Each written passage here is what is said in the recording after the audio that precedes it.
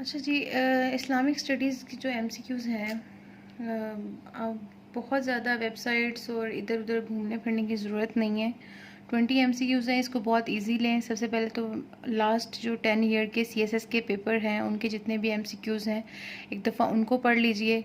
Basic info जो है Islamic studies के बारे में, इस्लाम के स्तून, इस्लाम की रिक्वायरमेंट्स, रसूल पाक सल्लल्लाहु अलैहि वसल्लम की ज़िंदगी, उनकी बेसिक जो इन्फॉर्मेशन है इसमें जो आपको बहुत ज़्यादा इम्पोर्टेंट है वो एक ये कि आप बुक्स के नाम, डिफरेंट बुक्स के नाम, उनके राइटर के नाम एंड फ़िक्का जो हैं उनमें, और इसके अलावा जो है इस्लाम की कुछ जैसे ज़कात है उसके फैक्टर्स हैं, आपको बेसिक पड़ेगी।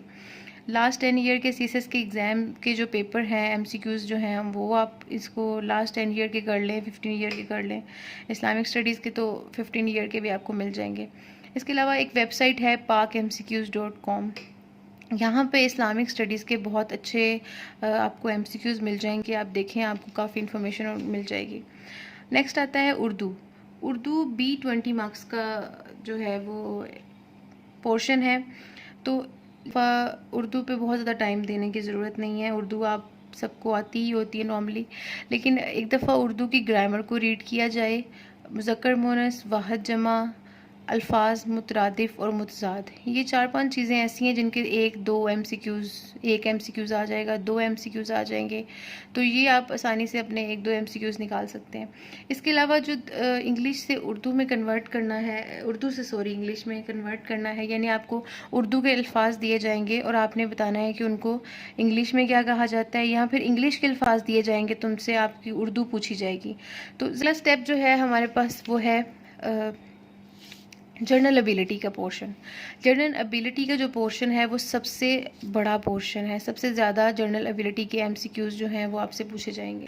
एबिलिटी में सबसे पहले तो मैं आपको बताऊं कि जो सीएसएस की बुक है, मियाँ शफीक की जो बुक है, अगर आपने उसका जर्नल एबिलिटी और बेसिक मैथ का सारा पोर्शन किया हुआ है तो आपका ये 60 एमसीक्यूज़ में से इजीली आप 40 एमसीक्यूज़ तो इजीली क्लियर कर लेंगे, बिल्कुल इजीली। बेसिक मैथ जो है वो लाइक अलजबरा, मीन मीडियन के क्वेश्चन, शेप्स, डायरेक्शंस, जियोमेट्री के क्वेश्चंस, ये वो क्वेश्चन है जो बिल्कुल बेसिक मैथ है। बेसिक मैथ में जितने भी पोर्शन आता है, सेट्स का पोर्शन है, अलजबरा का पोर्शन है, मीन मीडियन है, इसके अलावा परसेंटेजेस के आपको क्वेश्चंस जो हैं, रेशो के क्वेश्चंस जो हैं, ये सब आपके जो क्वेश्चन हैं वो आपको उस बुक में मिल जाएंगे। ये सब जो बेसिक मैथ में आता है वो सब आपको आपको बेसिक मैथ आना चाहिए। पहली बात तो ये। दूसरी बात ये कि जो एबिलिटी का पोर्शन है, जैसे कि रीजनिंग का है, आईक्यू का है, इसके अलावा जो जनरल रिलेशनशिप, ब्लड रिलेशनशिप के क्वेश्चन हो गए, आपकी जनरल रीजनिंग के क्वेश्चन जो हैं, क्लास पोर्शन है एबिलिटी का जिसमें रीजनिंग एंड मेंटल एबिलिटी के क्वेश्चंस हैं, वो एक दफ़ा ज़रूर करें क्योंकि उसमें कुछ डेफिनेशंस वगैरह हैं वो आपको आ सकती हैं।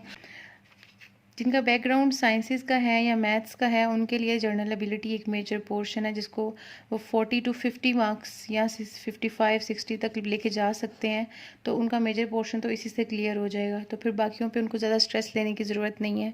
बाकियों पे आप 5 to 10 to 20 एमसीक्यूज़ क्लियर करके भी पेपर क्लियर कर सकते हैं। उसके बाद है इंग्लिश का पोर्शन। हर सीएसएस का जो एस्पिरेंट होता है वो ऑब्वियसली इंग्लिश पे बहुत ज़्यादा ऑलरेडी फोकस कर रहा होता है, तो इंग्लिश का पोर्शन जो है वो इतना ज़्यादा प्रॉब्लमेटिक नहीं होता।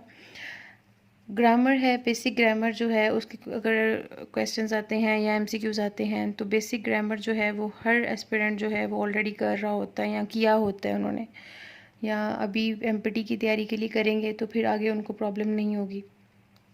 कंप्रीहेंशन के 5 to 6 एमसीक्यूज़ आते हैं, वो वहीं पे पैराग्राफ होता है, उनको रीड करना होता है और रीड करके आप, लेकिन ये बहुत ज़्यादा मुश्किल या टफ़ लेवल की नहीं होती क्योंकि आपके पास इतना टाइम नहीं होता।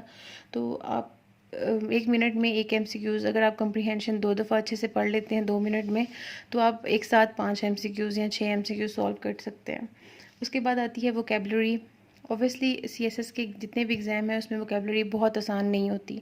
आपको वोकेबलरी जो है वो अलग से तैयार करनी पड़ती है। आपके पास ग्री की पूरी एक वर्ड लिस्ट होती है। इसके अलावा आपके पास अपनी ग्रामर्स हैं सबके पास, उनमें वोकेबलरी की लिस्ट होती है। तो वोकेबलरी जो है वो आपको अगर आप ऑलरेडी सीएसएस की प्रिपरेशन कर रहे हैं प्रेसी की, तो वोकेबलरी आपकी उसमें सॉल्व हो जाएगी।